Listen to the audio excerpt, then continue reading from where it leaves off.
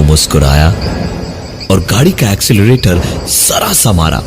गाड़ी हल्की सी बढ़कर रुकी। कमल 4 कदम एक ही झटके से पीछे हट गया। गाड़ी और थोड़ी आगे बढ़ी और कमल थोड़ा और पीछे हटा और उसके बाद गाड़ी आगे बढ़ने लगी और कमल भागता रहा और भागते भागते बार बार पीछे देखे जा रहा था। बचने का कोई रास्ता नहीं दिख रहा था, ना ही तीनों दोस्त ही कहीं दिखाई दे रहे थे।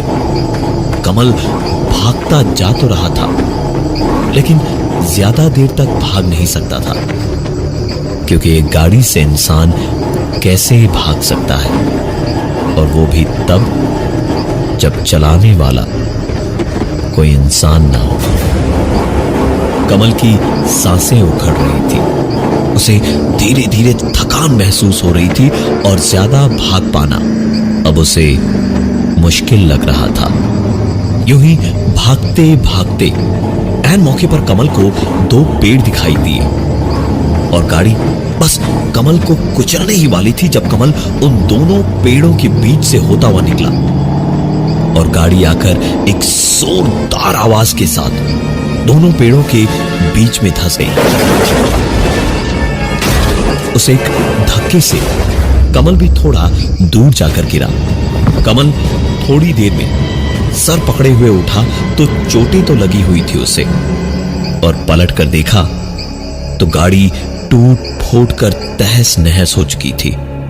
धुआं निकल रहा था गाड़ी के हर एक हिस्से से और कमल लंगड़ाता हुआ गाड़ी के पास डरता हुआ पहुंचा तो उसके दिल से एक ही दुआ निकल रही थी कि ये सब कुछ एक ख्वाब हो, कुछ भी सच ना हो, और बस अभी अभी कोई उसे नींद से जगा दे, क्योंकि कमल की आंखों के सामने एक्सीडेंट हो चुकी उसकी गाड़ी के अंदर मनप्रीत, अर्जुन और वीर तीनों की लाशें पड़ी थी और गाड़ी के पास में ही वही शैतान खड़ा मुस्कुरा रहा था जो कुछ देर पहले गाड़ी की ड्राइविंग सीट पर था।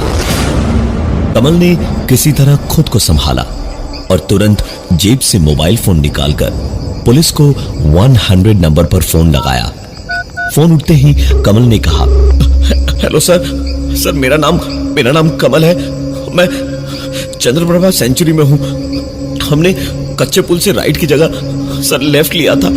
यहाँ कोई है जो हम सबको मारना चाहता है। मैं रास्ता भटक गया हूँ सर, और मेरे सारे दोस्त मारे जा चुके हैं एक्सीडेंट में। मेरी मदद कीजिए सर, प्लीज मेरी मदद कीजिए सर। इतना सब कुछ झेलने के बाद अपनी बात कहते कहते कमल आखिरकार रो पड़ा।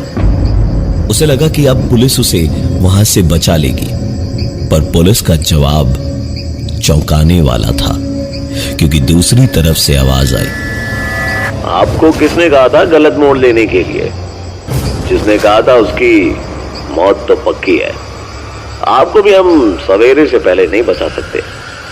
वहां तो रात के वक्त हम लोग भी नहीं जाते, सवेरे ही आएंगे।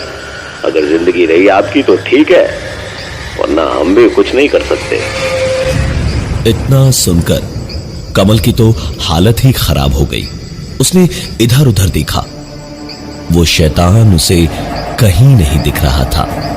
कमल ने पूरी जान लगा दी और वापस उसी दोराहे की ओर भागना शुरू कर दिया। जब आखिरकार एक गाड़ी दूर से आती हुई दिखाई दी और हाथ हवा में उठा करके कमल ने उन्हें रोकने का इशारा किया। कमल को ऐसी जख्मी हालत में देखकर उन्होंने गाड़ी रोक भी दी। गाड़ी रुकी तो कमल बुरी तरह से हाँफता हुआ उनके पास पहुंचा और खिड़की पर खड़े होकर बोला, प्लीज मेरी मदद कीजिए। मेरे दोस्तों को उसने मार दिया है और मेरी गाड़ी का भी एक्सीडेंट हो गया। मुझे पुलिस स्टेशन तक छोड़ दीजिए प्लीज। हाँ। कमल की बात सुनकर उन लोगों ने भी सोचा कि मदद कर ही दी जाए। उन्होंने कमल को गाड़ी में बैठाया और गाड़ी आगे बढ़ाई। लेकिन कुछ ही दूर गाड़ी आगे बढ़ी थी जब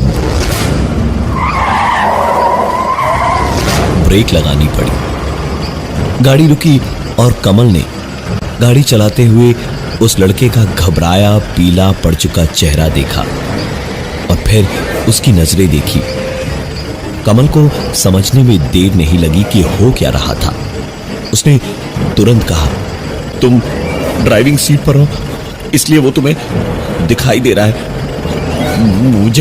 मुझे भी दिखाई दिया था।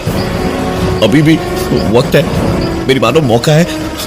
गाड़ी मोड़ो और निकलो यहां से, वरना तुम सब भी मारे जाओगे मेरे दोस्तों की तरह। वो लड़का तुरंत कमल की बात समझ गया। उसने गाड़ी मोड़ी और हवा से बातें करता 2 मिनट में वापस दोराहे पर पहुंच गया। कमल शुक्रिया कह के गाड़ी से उतरा और सवेरे तक पुलिस के आने का इंतजार करता रहा। सुबह की पहली किरण के साथ ही पुलिस भी वहां आई। कमल की बात सुनकर पुलिस वाले आगे गए और सचमुच उन्हें वहां एक गाड़ी मिली। साथ ही मनप्रीत, अर्जुन और वीर, जो मरे हुए नहीं थे, वो पुलिस को जख्मी हालत में मिले थे। और जब उन्हें हॉस्पिटल ले जाया जा रहा था तब रास्ते में मनप्रीत, जो थोड़े होश में था, उसने बताया कि वो तीनों लगभग मर ही जाते, लेकिन वक्त रहते उस शैतान से माफी मांग ली थी, इसलिए शायद बच गए। पुलिस से कमल ने माजरा पूछा तो पता चला कि ये यहां कई सालों से है, बस कौन है, क्या चाहता है, ये कोई नहीं जानता। अगर किसी ने जबरदस्ती उसकी गली में कदम रखा तो वो उसे छोड़ता भी नहीं है और सिर्फ ड्राइवर को ही दिखाई देता है। और फिर जिन लोगों को इन सब चीजों पर विश्वास नहीं, उन्हें मारकर ही दम लेता है। ये तो ऊपर वाले का शुक्र है कि आप चारों बच गए। बस एक चीज का ध्यान रखिएगा, अगली बार से रात के वक्त दोराहे से गाड़ी लेते वक्त पूरी जानकारी हासिल कर लीजिएगा उस रास्ते की।